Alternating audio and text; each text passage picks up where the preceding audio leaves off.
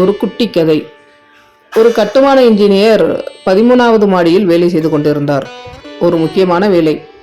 கீழே 5வது மாடியில் வேலை செய்து கொண்டிருந்த கொத்தனாருக்கு ஒரு முக்கியமான செய்தி சொல்ல வேண்டும். செல்போனில் கொத்தனாரை கூப்பிட்டார் இன்ஜினியர். போனை எடுக்கவில்லை.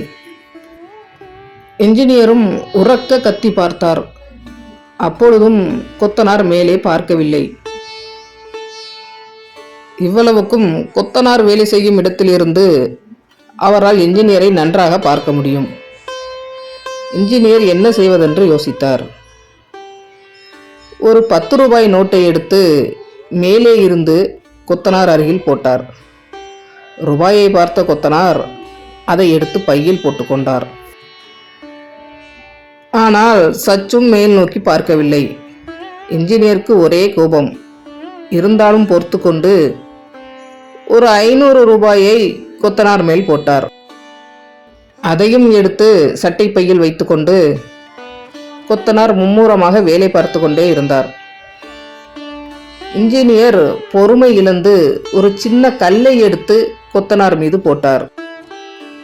அது அவரது தோள் மீது பட்டு நல்ல வலியோடு மேலே பார்த்தார்.